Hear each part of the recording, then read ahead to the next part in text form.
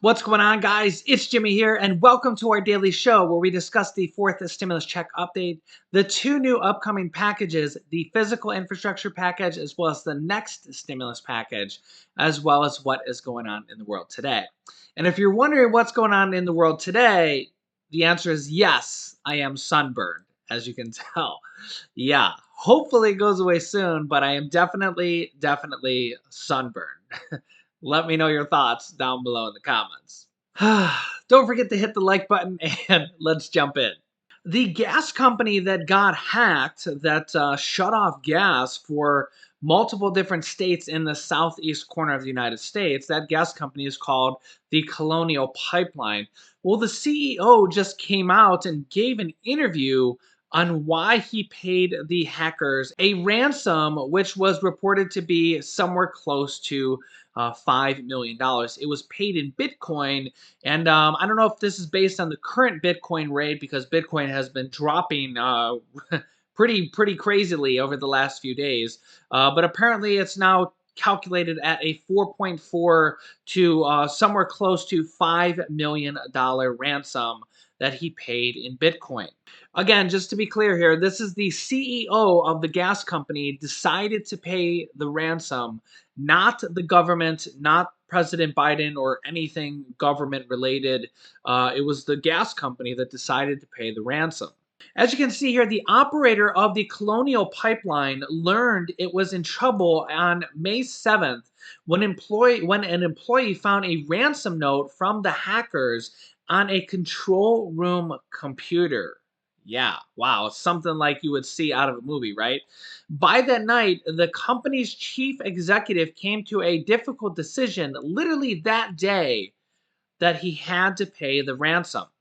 Joseph Blunt, the CEO of Colonial Pipeline, told the Wall Street Journal that he authorized the ransom payment of $4.4 million because executives were unsure how badly the cyber attack had breached its systems or how long it would take to bring the pipeline back. Mr. Blunt has now came out and publicly acknowledged for the first time that his company had paid the ransom, even though there was some leaks saying that this was the case, as we reported several days ago, saying it was an option he felt he had to exercise given the stakes involved in a shutdown of such critical energy infrastructure. Colonial Pipeline provides roughly 45% of all the fuel for the East Coast.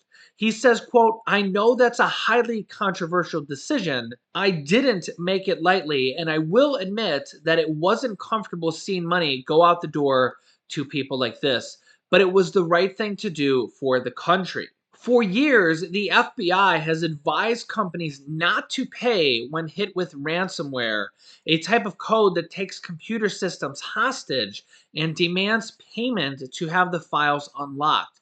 Doing so, officials said, would support a booming criminal marketplace. And guess what? This company, or I should say, this hacker group that hacked the gas pipeline, has already done it to three more companies. One in the U.S., I think one in the U.K., and one in Great Britain. So they've already hacked three other companies, not gas companies, but basically any company they could get their dirty little mitts on. And yeah, they've already done it three more times. So expect this to happen even more so in the future to any given company out there at all. I mean, gas line, airline, a railroad company, a coal company, a nuclear power plant. I mean, the list is literally unlimited of what can be hacked, as almost everything is run by computers nowadays. Now, here's the interesting thing is even though they paid the ransom that day, it literally took them days to basically undo the hack, as the hackers provided a basically an anti-malware tool, which kind of undid it. But it actually took days and days and days to do that process, and the gas company actually brought in the government to help undo it and speed up the process. So yeah, let me know your thoughts on this down below in the comments. Do you think they should have paid the ransom? I mean, it probably did save date. I mean, think about it. If it took them that long with the tool to unhack it, and the FBI and everybody working on it. Imagine how long it would have taken without the tool.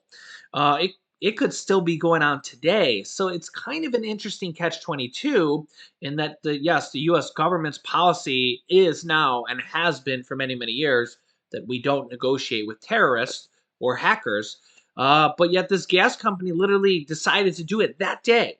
So probably even before the government even knew, they just paid it right away. So, yeah, I can see that again. I can, being a realist, I can see the decision that why he did it, and it probably did save days worth of stranded gas pipeline not happening. We could still be dealing with this today if they hadn't paid the ransom, seeing how long it took them. But on the other hand, you have that whole never pay terrorist thing, and if you do it, they're just going to do it again. And guess what? They've already done it again 3 times. So, yeah, I don't know. Let me know your thoughts down below in the comments. Also, Republicans are pretty upset because basically they forced a vote in the U.S. House of Representatives to overturn Nancy Pelosi's, the House Speaker's mask mandate because of the new CDC guidance that says if you're fully vaccinated, that you don't need to wear a mask indoors. Now, private companies can say otherwise. They can still require you to wear a mask, but this is not a private company. This is the government. And Nancy Pelosi insists on still making people wear the mask, whether you think that's right or wrong. This is just what's going on, right? And Republicans are basically infuriated with this because a lot of them have, not all of them, but a lot of them are fully vaccinated. And if they're saying if they're fully vaccinated and they can prove it, why do they have to wear a mask in the House? And in fact, Nancy Pelosi is fining anybody $500 for the first offense and up to $2,500 for subsequent offenses if you're caught not wearing a mask. I believe it, as long as you're not in an interview. If you're in an interview, like with a TV camera, I believe they're allowed to take off their mask. But yeah, Republicans are being fined. I'm not sure if maybe there's a Democrat or two in there, but it's mostly Republicans. The Republicans tried to force a vote that says, well, based on new CDC guidelines, we shouldn't have to wear this mask anymore if we're fully vaccinated. And well, they forced a vote on it, and all the Democrats basically voted no to not overturn that. So the mask mandate still stands in the U.S. House of Representatives, which is it's a little weird, and we're going to see a little bit of a battle going on here over the next few weeks on because the CDC just basically came out with this abrupt change in policy. Literally days before, they were saying no, still wear your mask, still social distance, and now they're saying yeah, you don't have to do that anymore. And the CDC is being very criticized because it's only supposed to be for fully vaccinated people.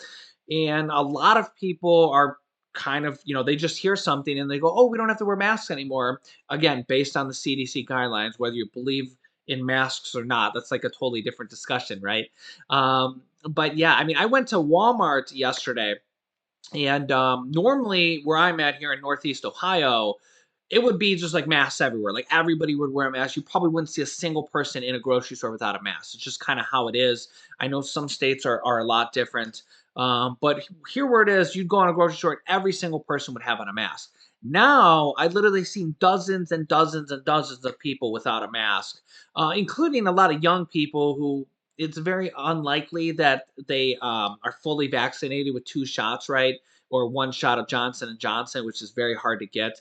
Um, and again, I'm not saying that they all weren't, but it was just probably unlikely, if you're just going by, random chances here, right? There was a lot of people without masks, and I'm not saying this is right or wrong. This is just kind of the argument that's going on right now because you're supposed to not have to wear a mask if you're fully vaccinated. But on the other hand, are you allowed to ask if someone's fully vaccinated? And we have all these states that have passed executive orders, like Florida, that says you can't ask for vaccine identification or a vaccine passport. So you literally are not even allowed to ask if somebody's been fully vaccinated, but the CDC guidance says you need to be fully vaccinated to not wear masks. It's a complete, for lack of a better word, confusion. Let me know your thoughts on this. I think we're going to see a big battle here going on in our country right now over how do you wear a mask? Are you supposed to wear a mask? Are you allowed to ask for an ID? Can you force somebody to show an ID? Yeah, it's gonna be weird, and honestly, this battle will kind of determine what happens for us in the near future as well. On the next physical infrastructure package, the American Jobs Plan, which will provide massive infrastructure for our country, as well as provide millions of jobs. It's literally called the American Jobs Plan. Well, Democrats and Republicans met yet again, and Democrats are pushing President Biden to abandon bipartisan support and negotiations with the Republicans on the infrastructure bill. Progressives are urging Biden to pass the massive economic spending proposal, quote, as rapidly as possible. Now, it's kind of interesting what's going on here. We've seen both Nancy Pelosi, Democratic leader of the House, and Mitch McConnell, Republican minority leader of the Senate, leader of the Republicans, both come out a few days ago after their sit down with the president saying they both thought that a deal could be made with each other. Mitch McConnell even smiled and it was like, wow, did you guys see that? Mitch McConnell smiled.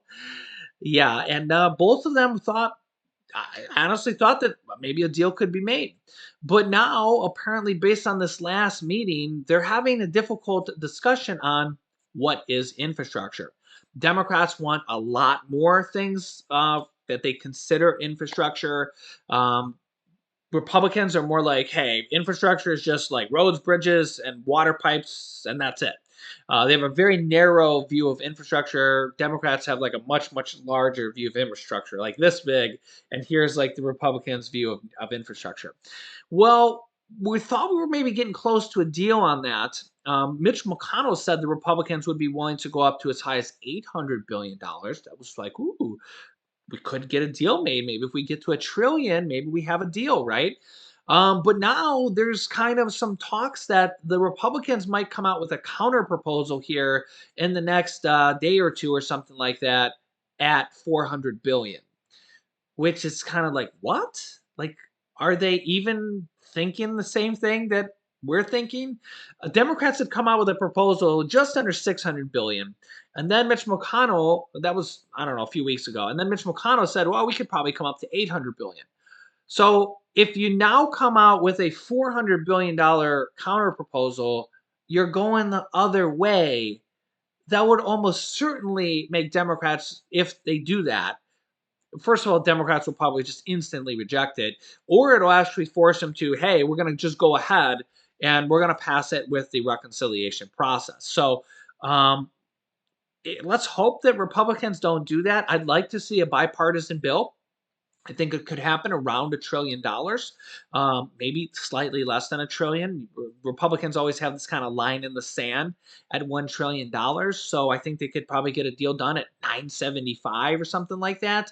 But if they really come out with another counter proposal at 400 billion, it's honestly almost laughable. The Democrats will literally laugh at them and it'd be like, "You're going the wrong way. You were that's 600 billion, then you went up to 800 billion. Now you're gonna go back to 400 billion? Like." What? Are we even talking about the same thing here? So yeah, I'll update you on that. The faster that gets passed, one, it'll create millions of jobs. It'll be great for our economy, and it'll really kind of get us going here. And three, then we can pass the next stimulus package even faster. Now, there's a very good possibility that they could combine these packages and pass them all once with the reconciliation process.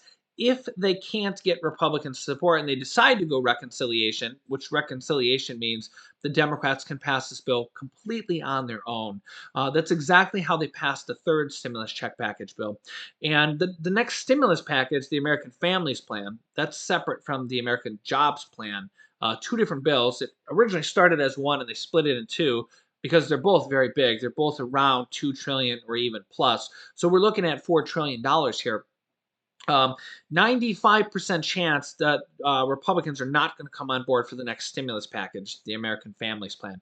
Remember, they didn't come on board for the last stimulus package, and the Democrats passed that third stimulus check package that included the $1,400 stimulus checks, $1,400 stimulus checks for adults, $1,400 stimulus checks for adult dependents, and the additional child tax credits, which are basically stimulus checks. And the IRS says they're going to start sending those out on July 15th, $250 to $300 per month per child. Of course, it goes to the dependent, the adult who claims them as a dependent on a tax return.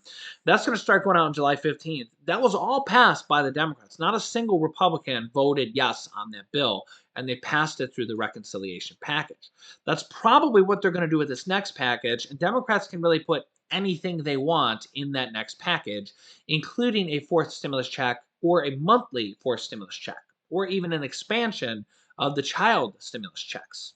By the way, I just seen this interesting article that says only half of rural voters know that Democrats voted to send them the third stimulus check, a new poll finds.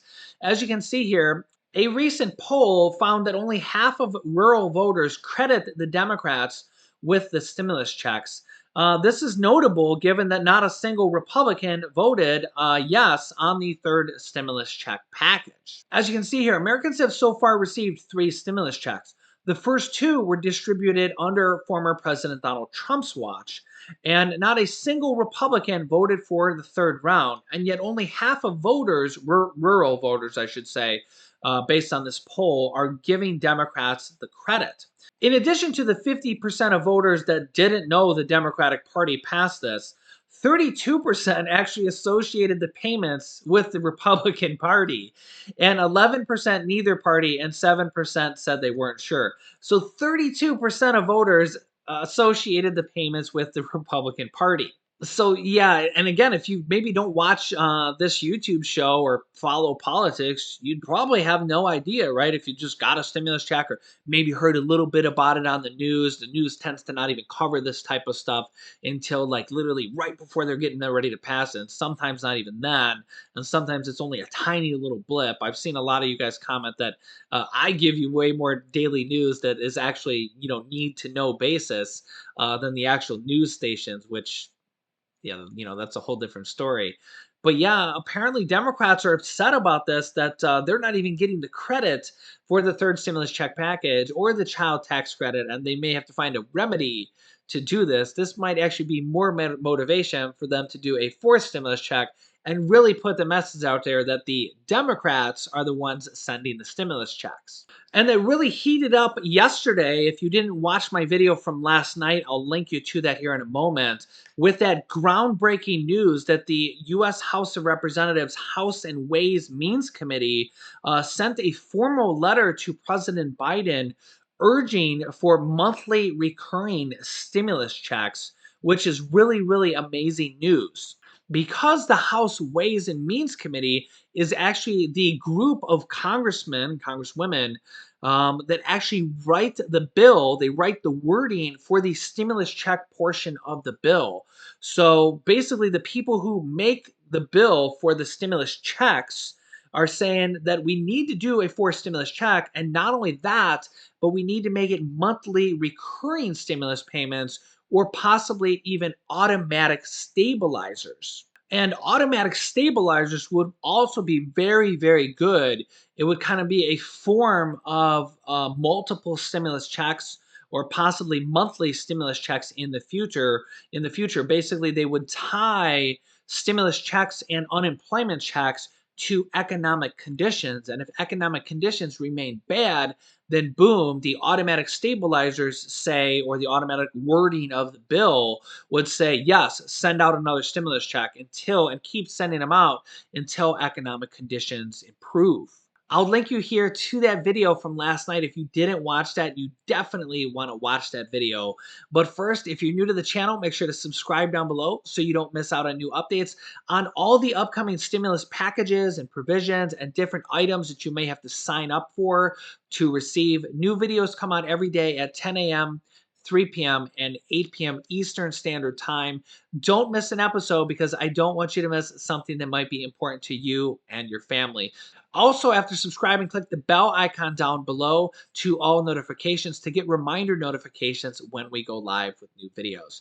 If you haven't yet, click this video here and watch this video from last night about that very important letter about monthly stimulus check from the House Ways and Means Committee and about automatic stabilizers for more stimulus checks. Click on that video next. Thanks, guys, and I will see you in the next video.